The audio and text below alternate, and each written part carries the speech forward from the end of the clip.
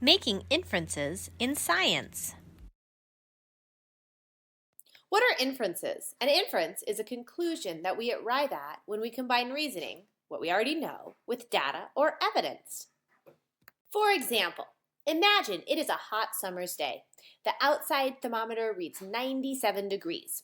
You walk out and your favorite potted plant is drooping. You might infer that your flower needs water. You combine reasoning, what you know, so it feels warm outside and plants need water to survive, plus the evidence. It's 97 degrees, the soil is dry, the flower is drooping.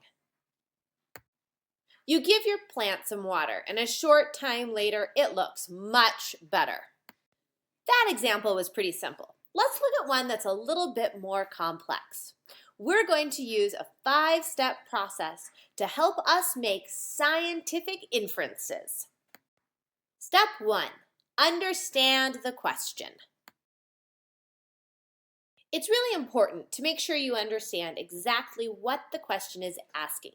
For this example, we're interested in how the elk population in Montana has changed from 2008 to 2017. First, let's make sure we understand the definition of population, a group of the same species living together in the same area. Now, the definition of change, the difference from one time to another. Step 2, determine what evidence was collected.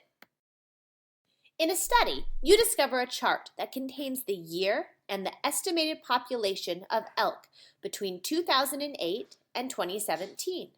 This will be your evidence. Step 3, organize the evidence.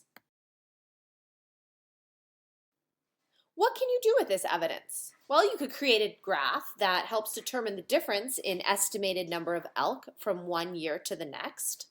Or you could also look at the percentages of growth or population change. Step 4, interpret the evidence. What does it all mean?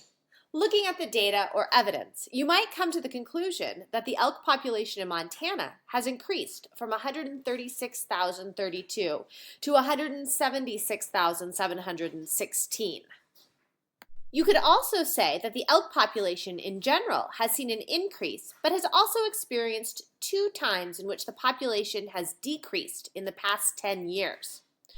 Or you could look at and interpret the data using percentages.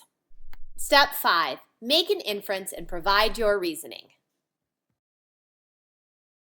Now for the fun. In step 4, you interpreted the evidence. Now you're going to use your background knowledge to create an inference.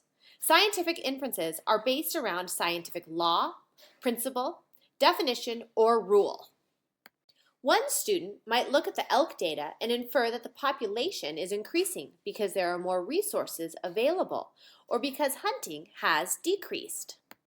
Another student might infer that the population is increasing because the predators have been removed or lowered in the state, or that a combination of these things has been occurring. Let's review. Step 1, understand the question. Step 2, determine what evidence was collected. Step 3, organize the evidence. Step 4, interpret the evidence. Step 5, make an inference and provide your reasoning.